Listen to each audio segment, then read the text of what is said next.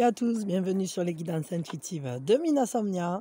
Je suis ravie de vous accueillir. Aujourd'hui, on fait une orbe parce qu'on est samedi. Ça sera peut-être pas une orbe trop longue parce que, bon, on verra. Je vais me laisser porter, mais parce que j'aurai, en ce moment, je suis un peu sur book et je sais pas si j'aurai le temps de faire.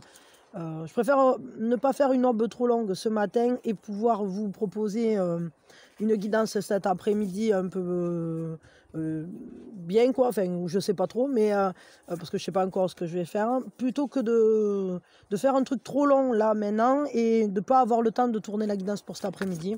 Bon, comme vous le savez, là, en ce moment, j'ai mon petit qui a sa cheville au foulet et c'est un peu le bazar parce que comme il est petit, du coup, il faut le porter pour aller faire pipi. Il faut... voilà. Bon, allez, voyons. Bah oui, c'est ça, c'est le travail de la mère. Hein, donc. Alors, voyons, qu'est-ce qui nous attend donc pour cette journée, mais aussi pour cette période. Ça n'empêche pas qu'une orbe, c'est une orbe. Ça parle pour la journée de samedi, samedi 12, si je ne me trompe pas. Mais ça parle aussi pour la période, je dirais, pour la semaine, quoi, du 12 au 19. Ah, c'est rigolo parce qu'on va arriver au samedi des vacances pour ceux qui sont dans ma zone. La zone C. Pour les autres, peut-être vous êtes déjà en vacances, je sais pas. J'ai pas trop regardé. Bon. Et peut-être pour les autres pays, ça après, je sais pas. Ouais, Belgique, Canada, tout ça, j'en sais rien en fait. Alors, donc pour cette semaine hein, et pour ce samedi, qu'est-ce qui vient à nous? Quelle est cette nappe énergétique hein? Ça nous parle de nos rêves profonds, de nos rêves sacrés, de nos rêves intimes, de notre propre prophétie, de cette... de ce chemin, de ce voyage qu'on entreprend pour justement aller trouver ce qui nous donne corps, ce qui nous donne consistance dans notre vie. Il y a une abondance sur ce cheminement. Peut-être qu'on a une abondance dans nos rêves, mais peut-être aussi que c'est un choix de communiquer sur ces rêves, de les partager, d'en parler. Voilà, elle est ressortie. Donc, il y a vraiment cette énergie aussi de partager son amour, d'être dans la compassion, de donner le meilleur de soi, d'être là pour nourrir et aider ceux qui en ont besoin. Dans ce rôle de mère, de maternant, ce rôle de prendre soin de ses projets, de ses enfants, de sa famille, de ses amis, des gens qui comptent pour nous, et de les nourrir de ce dont ils ont besoin. Parce que la nourriture, c'est pas que la nourriture, c'est aussi cette nourriture relationnelle, spirituelle, et de combler les besoins finalement, c'est vraiment ça. On y met de l'énergie et c'est évidemment une énergie du cœur, une énergie d'amour qui est présente. Il y a ce soin qui est là, cette idée de guérir ce qui doit être guéri et ça se passe par l'amour, par l'humilité, par le respect, par la prise de contact avec la blessure aussi, c'est-à-dire que on va regarder nos failles, on va regarder ce qui finalement, chez l'autre, chez l'altérité, ce qui fait écho en nous aussi, et comment on peut ensemble œuvrer à réparer le lien, à réparer ce qui est en fragilité. Comment on peut nourrir cette guérison, justement. Je m'excuse, j'ai du cambouis sur les mains. En fait, je suis allée chercher des bouteilles de gaz tout à l'heure et j'ai pas fait attention, mais j'ai eu beau frotter, ça part pas. Vous risquez de le voir pendant 1 ou 2 jours. En fait, ouais, il y avait du cambouis sous la bouteille et bon, je me suis salie, mais le cambouis, c'est vinaigre. Le cambouis, ça fait comme ça veut, quoi. Et j'ai pas de savon exprès pour le faire partir, donc il faut dire que je me suis fait surprendre. Alors, qu'est-ce qu'on a d'autre pour cette période? Qu'est-ce qui vient d'autre pour cette période-là? Ah, on défend ses valeurs. C'est un peu comme si on se jetait un peu, j'allais dire corps et âme, dans une quête, dans la défense de ce en quoi on croit, tout simplement.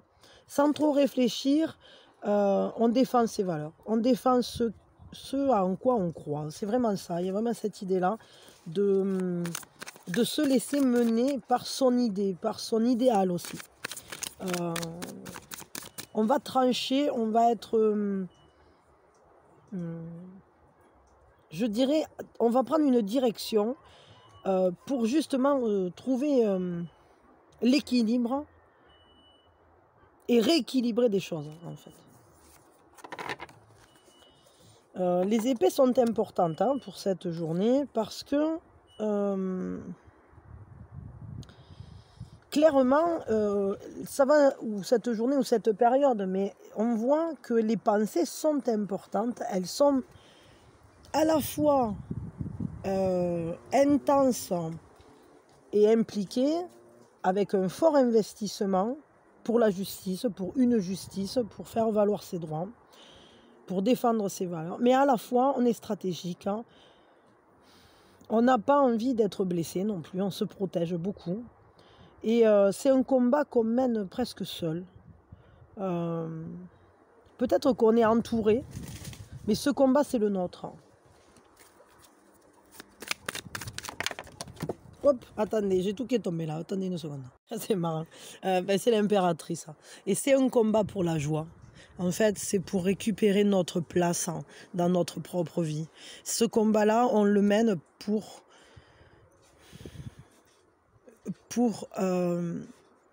que justement la femme indépendante, forte, qui est en nous, qui est cette reine d'épée, puisse aussi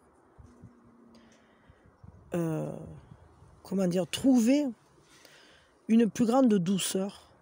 Ces choix-là qu'on fait, ces combats qu'on mène, c'est pour pouvoir être en contact direct avec notre créativité, pour libérer notre esprit, notre cœur, dans le sens de donner naissance à plus de joie dans notre vie, de donner naissance ou de prendre soin de nos projets, non comme un combattant peut-être, mais plus comme la terre-mère prend soin de notre monde. Quoi. Comme une mère prend soin de ses enfants. C'est vraiment ça. Ce sont des combats qui sont peut-être menés finalement dans la douceur. C'est un combat pour plus de beauté, pour plus d'émerveillement, pour peut-être aussi retrouver son statut de femme ou d'homme, dans le sens de s'autoriser à nouveau à être dans la beauté, dans l'émerveillement, dans la séduction aussi. J'ai cette impression qu'il y a cette recherche, par-delà la parentalité aussi. Alors c'est une parentalité liée au projet, à la créativité, mais ça peut être aussi par rapport aux enfants, hein, pour de bon quoi. Ouais, ça ne m'étonne pas qu'on ait un 7 de denier, parce que ce 7 de denier, il nous dit patience, ce que tu fais et ce que tu as fait, tu ne le fais pas pour rien, ça travaille en toile de fond, ça continue de grandir, il y a une croissance, mais on n'est pas obligé de surveiller pour que ça pousse. Hein.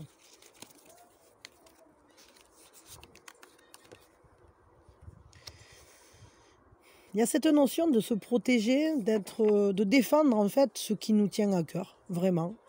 On est comme des protecteurs de notre propre joie, des protecteurs de notre propre environnement, des protecteurs aussi de la bonne croissance de ces projets-là.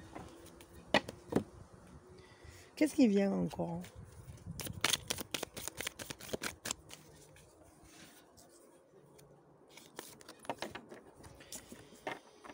L'acceptation, s'accepter tel qu'on est, ça va être très important. Et je pense que c'est dans ce sens-là que je sentais qu'il y avait cette idée d'être homme ou femme qui peut aussi entrer à nouveau en séduction, etc., dans un saisissement de la vie et pas uniquement dans des responsabilités.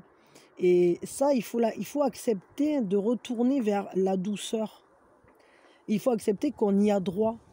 Ne pas se dire des choses pas sympas, parce que des fois on peut avoir une voix intérieure qui est pas sympa du tout, un surmoi insupportable qui vient saccager tout ce qu'on fait.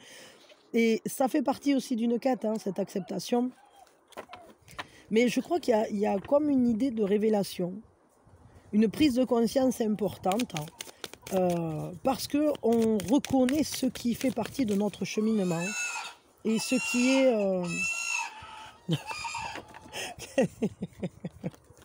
Ça râle là, hein. Ouais, c'est ça, on est une quête d'équilibre. C'est-à-dire que cette acceptation, elle s'inscrit véritablement dans cette quête d'équilibre, dans cette quête de plus de justice, dans cette quête de défendre nos idéaux et de faire avancer notre vie dans le sens de la rendre belle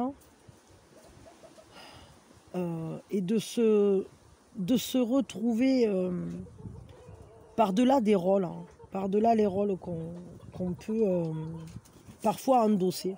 On peut endosser différents rôles, hein. Celui du bon collègue, celui de la bonne mère, celui, je sais pas, du conseiller ou de la conseillère, celui de ci ou là. Mais par-delà ça, je crois qu'il faudrait réussir surtout à s'accepter dans son entièreté pour générer un meilleur équilibre. Mais ça, c'est pas toujours simple, hein. C'est une vraie quête, hein. C'est un vrai questionnement. Bien souvent, ça nous interroge sur des choses qui sont très profondément marquées à l'intérieur de nous. Et très certainement, ça rejoint ici ce temple des rêves. C'est-à-dire qu'à l'intérieur de nous, il y a aussi notre prophétie personnelle. Et c'est un voyage que d'aller vers nos rêves. Et ça fait partie. C'est une des étapes de ce voyage. Pour s'accorder l'abondance, il faut s'accepter. Il y a un retour à la maison, j'allais dire. On voit vraiment que vous revenez à des bases essentielles. Attendez une seconde. Oui, pardon.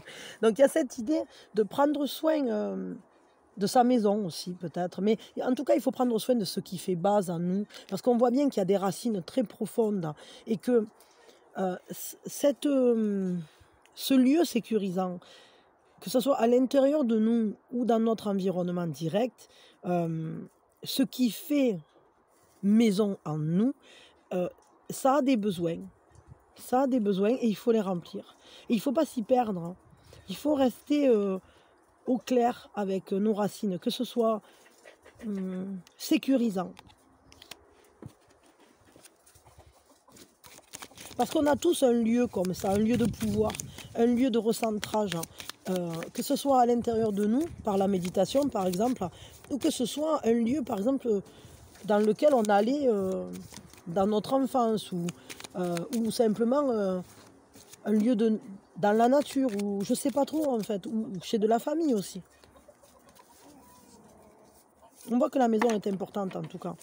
Et c'est ça, et il faut honorer notre propre énergie, la mettre dans des choses qu'on choisit véritablement pour mieux grandir, pour mieux fleurir, pour protéger notre unicité. Notre unicité, il faut l'honorer comme quelque chose de sacré finalement. Être capable de savoir que notre croissance est sacrée. Mais pour pouvoir bien grandir, cette plante, elle a besoin d'avoir de bonnes racines, d'avoir des bases solides. Et je crois que il va y avoir pendant cette période un questionnement sur les bases. Qu'est-ce qui fait base? Et ensuite, de quelle manière on s'en nourrit? Quels sont nos besoins? Où est-ce qu'on veut aller? De quelle manière on veut grandir? Comment on peut s'accepter tel qu'on est et s'honorer à notre juste valeur? Qu'est-ce qu'on a envie d'atteindre? Jusqu'où on veut aller? De quelle manière? Etc. Ok. Qu'est-ce qui est en force pour cette période? Quels sont nos atouts? Qu'est-ce qui est en force pour nous? J'entends les discussions. Ah, ok. On est très très investi dans nos propres valeurs justement. Le regard qu'on porte sur nos acquis, sur nos expériences, et sur cette autorité justifiée qui est en nous. C'est-à-dire qu'on est notre propre maître. On a, comment dire, et ça nous évite clairement de nous perdre dans une certaine nostalgie. On sait aller plus loin que tout ce qui est... tout ce qui pouvait nous retenir dans le passé. Et on se libère de ça, ou on en fait une force. Parce que c'est notre histoire et que c'est dans notre histoire qu'on trouve cette source qui peut régénérer nos atouts, qui peut régénérer nos forces personnelles, justement. Notre propre manière de voir le monde. Et on sait également s'extraire des situations avant que... Comment dire? On sait s'extraire, on sait regarder les choses de plus loin. Ça, c'est vraiment important. Et on sait où sont nos bases. Qu'est-ce qui est plus en fragilité, qu'est-ce qui est plus difficile? Mais on n'est quand même pas... vous ne serez pas manipulable. Je vais vous dire, là, vous êtes très très carré sur vos valeurs, là, pour le coup. Vous savez ce que vous voulez et vous menez votre barque, quoi. C'est vraiment ça.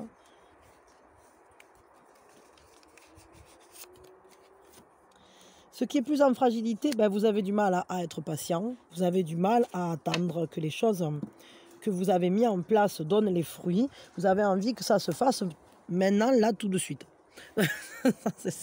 Bon, ça peut se comprendre. Mais c'est la fragilité. C'est-à-dire que bon, ben, il faudra quand même peut-être réussir à maintenir un équilibre, une modération. Et savoir que il faut pas, ça sert à rien, n'abandonnez pas trop vite parce que les choses vont se mettre en place. Mais quand on veut avoir une belle récolte, il faut avoir la patience de laisser grandir les légumes. Et bien là, c'est pareil. Quel est le conseil pour cette période ou pour ce samedi? Je vais faire avec les chats.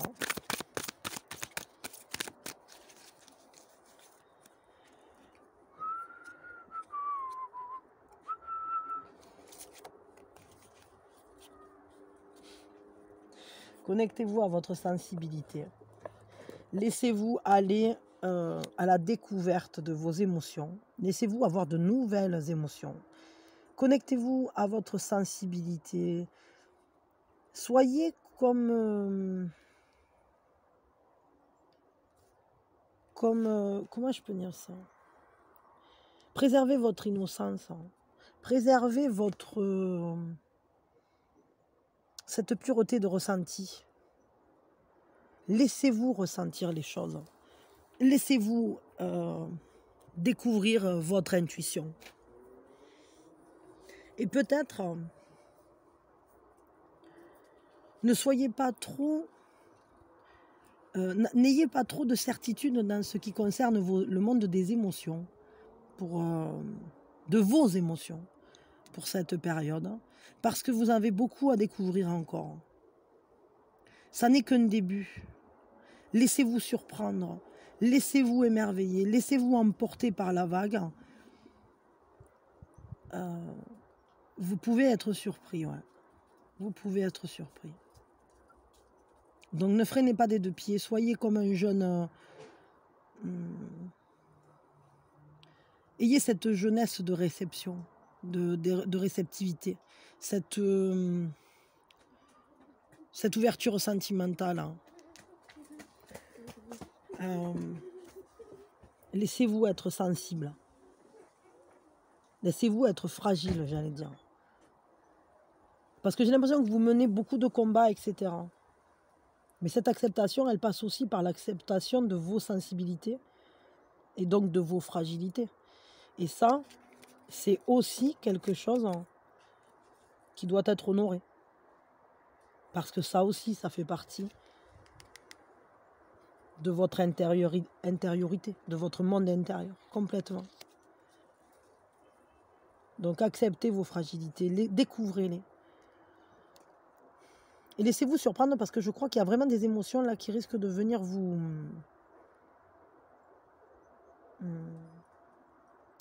titiller la sensibilité. Je ne sais pas pourquoi, mais dans le positif, hein, vraiment je ressens ça. Comme un chaton qui joue, quoi. Qui se laisse porter par ce qui vient.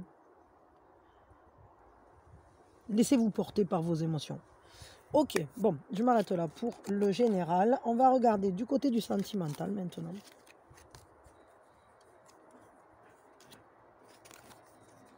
Hop, alors je range tout ça.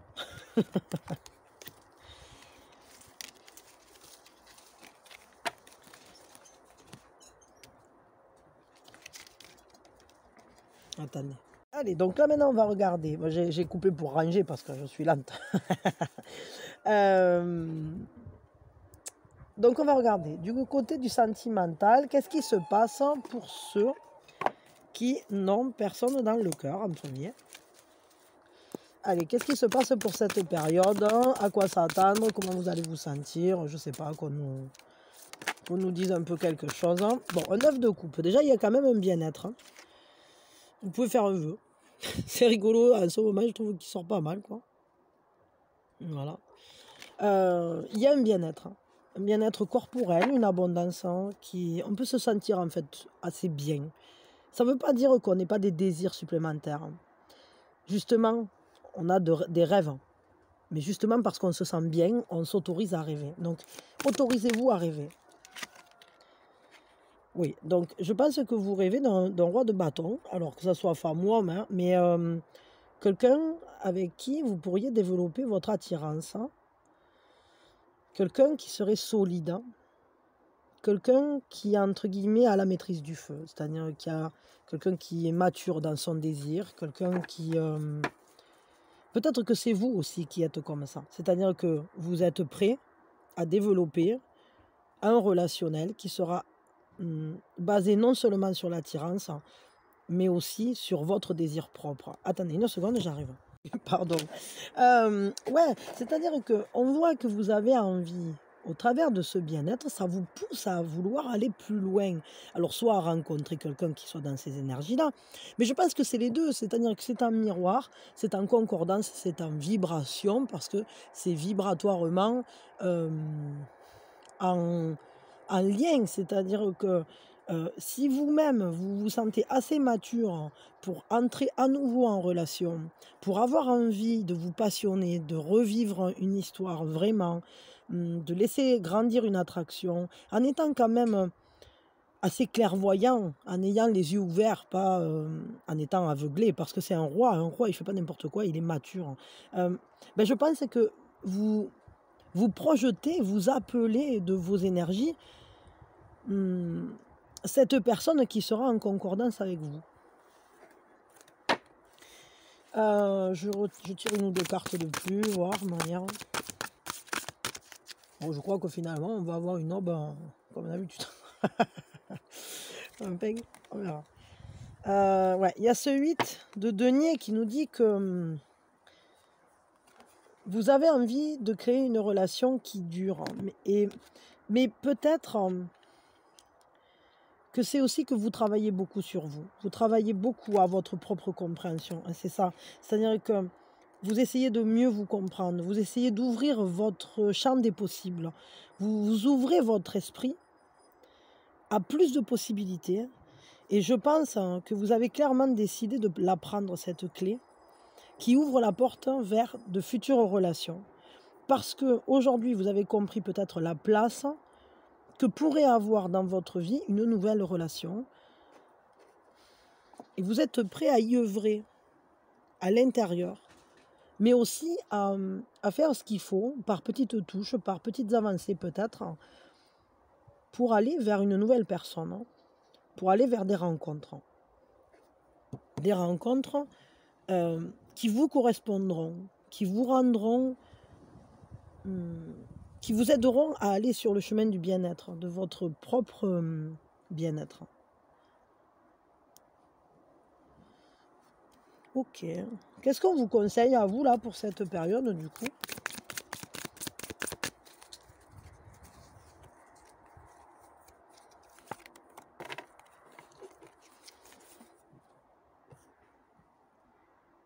Il y a des choses qui doivent se passer telles qu'elles se passent. C'est-à-dire qu'il faut suivre un destin. Laissez-vous emporter par la vie.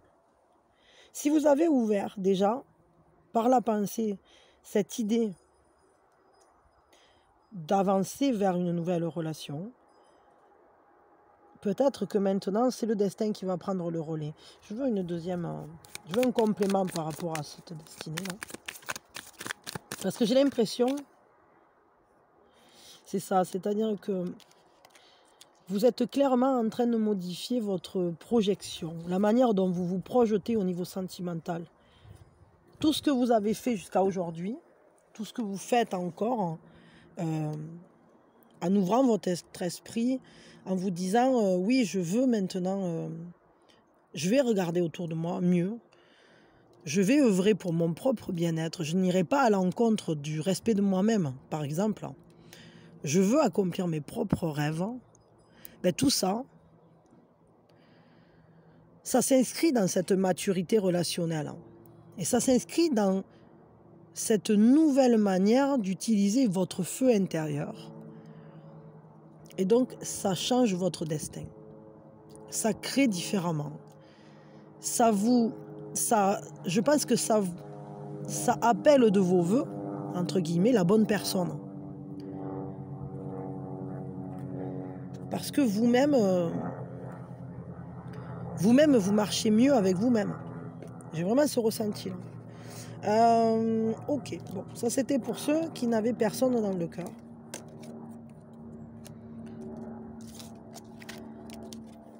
Vous aurez peut-être des nouvelles de quelque chose ou de quelqu'un. Je dis ça parce qu'il y a l'avion là qui passe et ça me fait vraiment penser à ça parce que c'est comme si on avait un contact. Est-ce que vous aurez contact avec l'étranger? Est-ce que vous aurez contact avec quelqu'un qui était éloigné de vous, que ce soit physiquement, temporellement, quelqu'un dont vous n'avez pas eu de nouvelles depuis longtemps, quelqu'un qui vit loin de vous, quelqu'un dont peut-être la vie, c'était le chemin, la route s'était éloignée de la vôtre, je ne sais pas. Il semblerait que vous risquez d'avoir des nouvelles de quelqu'un, en tout cas. Je ne sais pas de qui. Ok. Pour ceux donc qui ont quelqu'un dans le cœur maintenant. Qu'est-ce qu'on nous dit? Qu'est-ce qui se passe? Qu'est-ce qui vient pour cette période? Ou qu'est-ce qui va être présent pour cette période?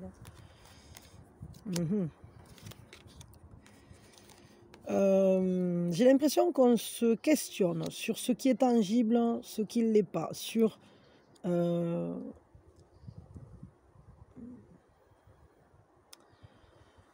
l'image qu'on renvoie, sur l'image de l'autre, sur l'image qu'on lui donne à voir de nous, sur l'image que cette personne, elle nous donne aussi à voir d'elle.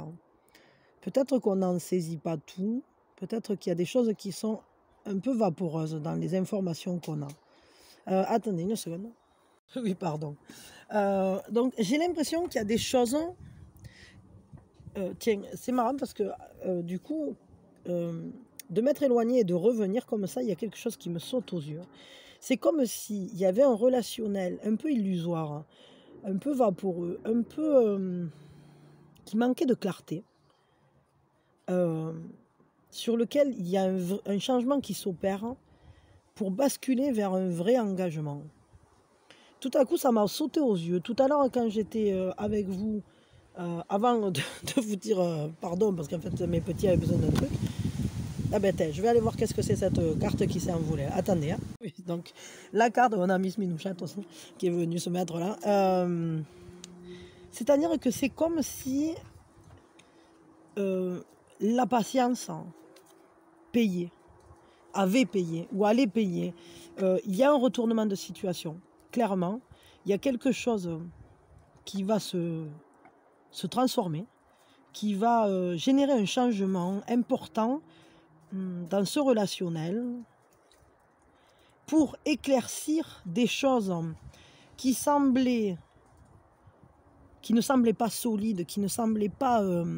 vouloir s'investir ou je sais pas trop, ou vouloir prendre corps et qui finalement vont devenir un vrai engagement. Il y a un vrai choix, il y a un retour à l'essence. Il y a parce que là, ce qu'on peut voir, c'est qu'avec ce 7 de denier, clairement, il y a des graines que vous avez semées qui ont poussé. Et c'est juste le résultat de ce que vous avez planté, tout simplement. Et c'est important, parce que c'est une majeure qui vous entraîne là. Voyons, qu'est-ce qu'on a d'autre? Donc déjà, on a quelque chose qui était un peu vaporeux là, qui prend corps, contre toute attente, hein, parce que j'ai vraiment l'impression que c'est un peu comme une révélation. Et on a cette idée que la patience paye, que ce changement, il ne s'est pas fait en un jour, que c'est quelque chose qui s'est doucement donné à grandir. Ah oui, il y a vraiment quelque chose. Il y a un nouvel amour, un nouvel élan, un nouveau, des sentiments sincères hein, qui viennent, qui s'offrent. C'est un cadeau de la vie. Bon, soyons clairs, j'ai plusieurs cas de figure. Soit votre relation, elle est déjà fonctionnelle et il y a des choses, des sujets sur lesquels vous n'arriviez pas à rendre les choses concrètes. Genre, pour l'instant, on ne trouvait pas encore la maison de nos rêves, je ne sais pas quoi, patati patata. Pam, vous avez bien cherché. Tout à coup, vous vous retrouvez, engagement, contrat, vous trouvez. En fait, vous trouvez cette maison qui est géniale parce que vous en tombez fou amoureux. Ok ? C'est comme un cadeau de la vie. C'est vraiment un cadeau de la vie. Soit vous étiez dans un relationnel à double face, c'est-à-dire avec des choses qui ne sont pas forcément super à vivre. C'est-à-dire des choses où c'est que, par exemple, on a l'impression que l'autre nous ment, on a l'impression que l'autre n'est pas honnête ou je ne sais pas quoi. Et là, dans ces cas-là, on a deux cas de figure. C'est-à-dire que cette patience-là, elle donne lieu à un changement très fort qui va soit tout à coup faire place nette complètement parce que vous revenez à votre essence et parce que vous rencontrez quelqu'un. Il y a quelqu'un qui va venir prendre la place de cette illusion pour rendre quelque chose, une autre relation très concrète, très tangible, des sentiments très sincères, comme avec une grande pureté, une innocence, un cadeau de la vie. Tout à coup, cette personne vous laissez péter parce que elle tient pas la route par rapport à l'autre personne qui est déjà très engagée, qui est comme qui est folle amoureuse et vous aussi. Enfin voilà, vous voyez, il y a vraiment un impact très fort. Soit vous êtes dans une relation où c'est que c'est difficile hein, parce que vous êtes éloigné, parce que vous êtes, par exemple, à travers un écran, comme un lien internet, un truc où c'est qu'il y a une double façade. Ou quelqu'un qui ne s'investit pas pleinement. Et là, dans ces cas-là, il y a un changement. Parce qu'il y a des choses qui se sont déroulées, hein, parce que de toute façon, c'est un travail sur vous qui a été fait, qui s'est fait, des prises de conscience. Et cette personne, elle a une prise de conscience forte, chamboulante, qui va l'amener à changer sa position vis-à-vis de vous et à être claire, à venir s'engager, parce que c'est quelqu'un qui prend conscience de cet amour, d'une grande puissance, hein, d'une force très... une force d'amour incroyable. Là, on est sur un as. Quelque chose qui veut grandir, qui est complètement engagé. Donc, vous voyez, on a vraiment, dans cette période, cette transformation d'un lien non fonctionnel, vaporeux, éloigné, compliqué, à double face, qui va se transformer pour donner lieu à un lien engagé et plein d'amour. Il y a vraiment ça. Alors, est-ce que c'est la même personne? Est-ce que c'est un nouveau souffle dans une relation? Ou bien est-ce que c'est complètement une nouvelle personne que vous rencontrez? Ça dépendra évidemment de chacun de vous. Mais ce qui est clair, c'est que là, il y a un vrai chamboulement, il y a un vrai changement, il y a un vrai retournement de situation, j'allais dire.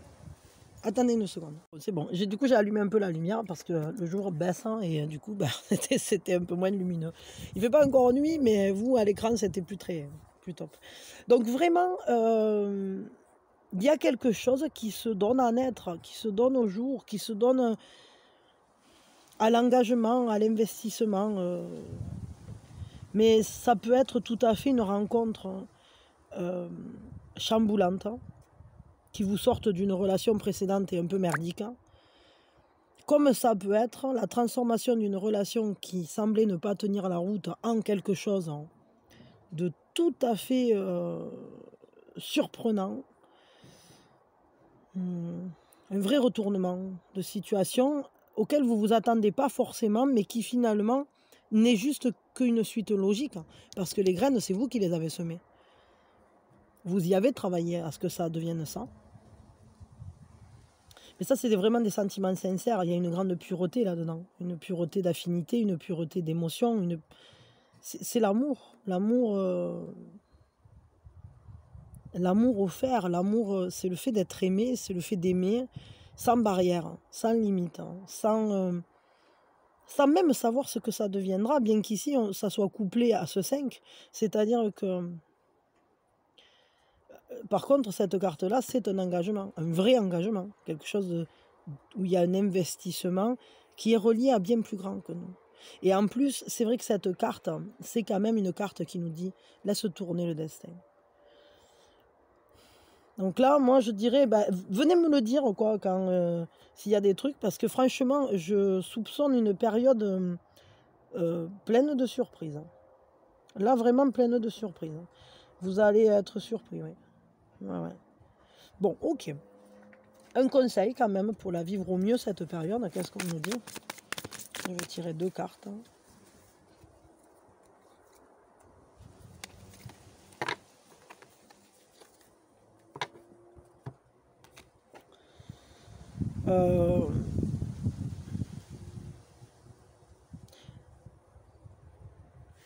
J'ai ce ressenti qu'il y a un choix à faire. Bon, attendez, il me faut un complément parce que c'est comme si on était à une croisée des chemins. Ah, du coup, maintenant, non, mais je prends pas tout ça. Je garde pas tout ça, je garde que la première. C'est ça, il y a un espace sacré qui est en train de se mettre en place. Quelque chose qui a déroulé son fil et on en est vraiment à une croisée. C'est-à-dire que ce changement, c'est un peu comme s'il était prévu en réalité. C'est comme un cadeau de la vie. Quoi qu'il se passe, quels que soient les changements qui viendront s'opérer dans cette période, sachez qu'ils répondent à une prière que vous avez faite auparavant. Vraiment. Et qu'aujourd'hui, ou dans cette période, il y a des choses, il y a des vœux qui vont s'accomplir en quelque sorte. Il y a quelque chose qui a été demandé, qui va être exaucé. Et c'est un changement important sur votre chemin de croissance, tout simplement. Ok. Oui, pardon. Du coup, ça c'est... J'avais plus de place et du coup, ça s'est coupé. Bon, voilà. À la base, je pensais peut-être tirer une carte de plus, mais comme ça s'est coupé pile au moment où c'est que je voulais tirer une carte supplémentaire, je me suis dit que c'était peut-être un signe que... Alors, c'est que ça voulait dire que c'était fini. Bon. On va tirer une heure du signe. Voyons. Qu'est-ce qu'on nous dit? Alors, si je la trouve, parce que je ne sais plus où je l'ai mis. Voilà. Allez, c'est l'heure du signe. C'est l'heure du signe. C'est l'heure du signe. C'est l'heure du signe. Allez, on en a 2 qui sont sortis. Donc, l'heure du signe, le bon moment pour faire un peu de pleine conscience, pour méditer, pour avoir un signe, demander de l'aide à vos guides, demander des signes, justement. Avoir une oreille qui traîne sur... faire attention peut-être à quoi ça fait écho en nous, la chanson qui passe à la radio, ce dont sont en train de parler, je sais pas, un truc à la télé, des gens dans la rue, j'en sais rien. À vous de voir. 7h20, bon moment peut-être pour avoir une compréhension en tout cas sur quelque chose. Et 23h55. Ok. Bon. Je vais peut-être vous tirer une carte qui serait en lien avec ces heures du signe. J'ai envie de vous en tirer... voilà, j'allais dire, j'ai envie de vous en tirer 2. Ici, c'est en lien avec une libération. quelque chose dans lequel on va enfin voir la lumière. Un questionnement qui va avoir un éclaircissement, un imbroglio, une situation complexe, hein, un peu entrelacée, qui finalement va se laisser résoudre. Quelque chose peut-être qui a un lien avec un truc qui s'est passé à l'automne, qui va connaître aujourd'hui, ou dans cette période, une résolution. Je ne sais pas. Et ici, ça nous parle de quelque chose qui prend forme, comme une projection, comme comme une transformation, comme le fait de donner corps, de donner vie à quelque chose,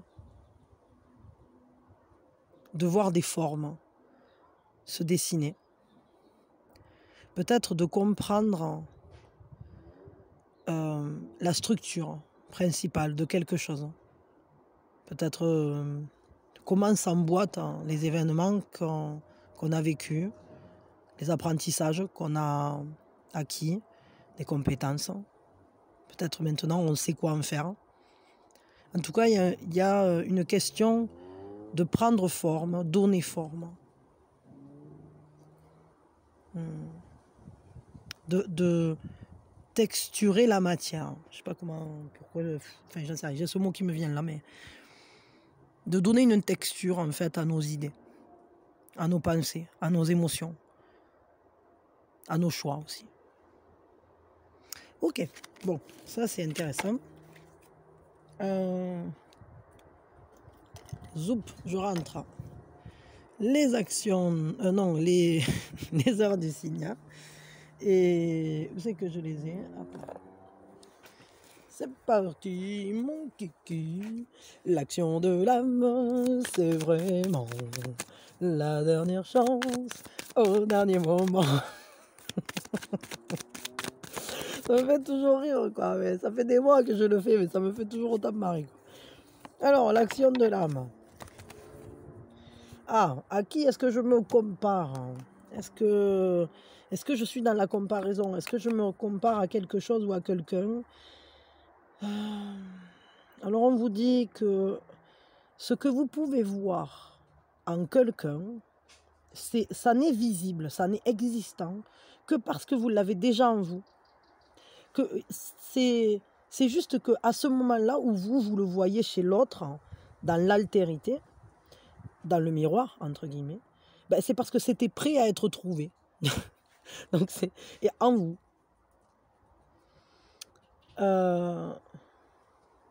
Et il faut vraiment mettre beaucoup de lumière sur ces ressentis qu'on peut avoir ou sur ces émotions qu'on peut avoir parfois de je suis pas assez, patati patata. Mettez-y beaucoup d'amour là-dedans et mettez-y beaucoup de lumière pour pouvoir retrouver la vérité. Cette vérité qu'en fait, on est toujours suffisant. On est toujours suffisant à soi, on est toujours parfait tel qu'on est, même dans nos imperfections. Et qu'on peut. Et là, on vous dit que tout ce dont vous avez besoin, tout ce que vous désirez, c'est déjà en vous. C'est déjà là. En fait, c'est à vous d'aller les saisir, ces choses-là. Donc, on vous dit, arrêtez de vous comparer et commencez à créer. Suivez votre propre voie, votre propre chemin. Ne vous comparez pas à qui que ce soit d'autre, à la limite qu'à vous-même, pour vous améliorer. Et encore, je dirais que si vous n'êtes plus la personne que vous étiez avant, il y a une raison. C'est que même si parfois on peut regretter une époque de sa vie en se disant « Ah, cette époque, c'était bien et tout », ben, en réalité,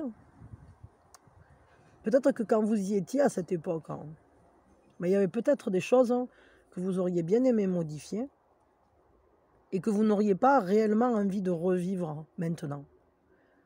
Même si, comme ça paraîtrait idyllique d'y retourner, souvenez-vous bien précisément de toutes les facettes qu'avaient ces moments-là.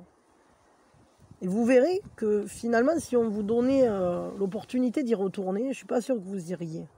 Parce que vous avez changé, parce que vous n'êtes plus la même personne. Et parce que peut-être si à cette époque-là, vous avez vécu de beaux moments, de cette manière-là, peut-être qu'aujourd'hui, si on vous proposait ces mêmes moments, c'est peut-être pas ça qui vous ferait vibrer. Parce que vous êtes différent.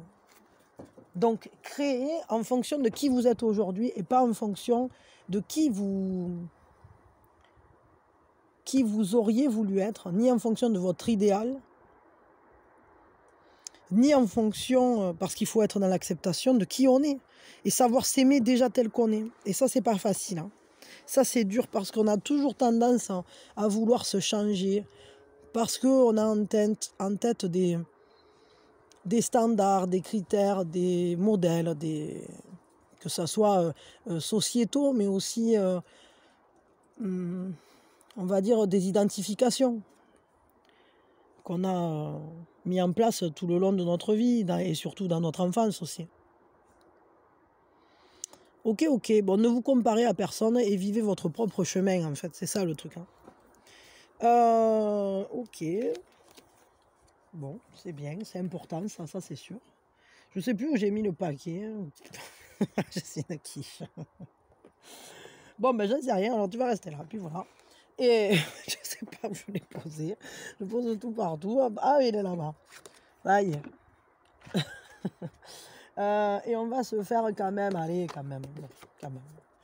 Un petit Osho, c'est le bonbon philo. Osho, c'est le bonbon philo. Alors c'est parti, bonbon philo.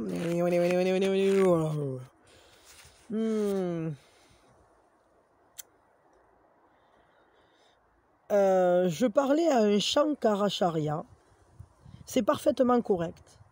Pour l'amour de l'argument, j'accepte que ceci soit vrai. On aurait raté un Rabindranath Tagore, mais je suis d'accord de le rater.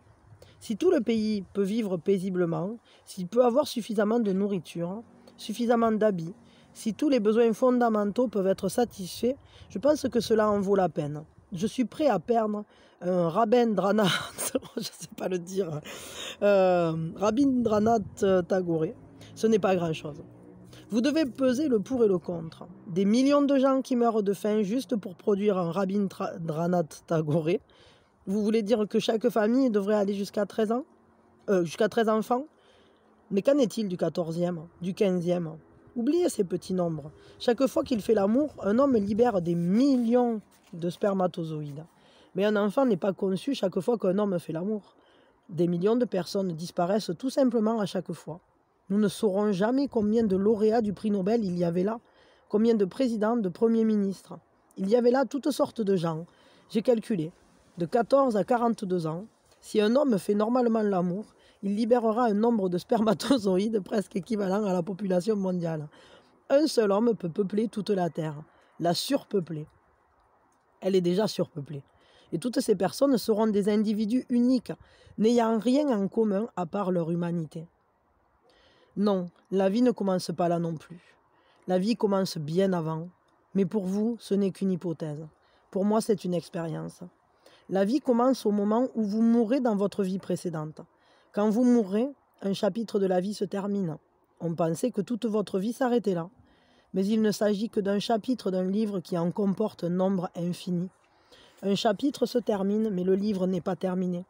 Tournez simplement la page et un autre chapitre commence. Le mourant se met à visualiser sa vie future.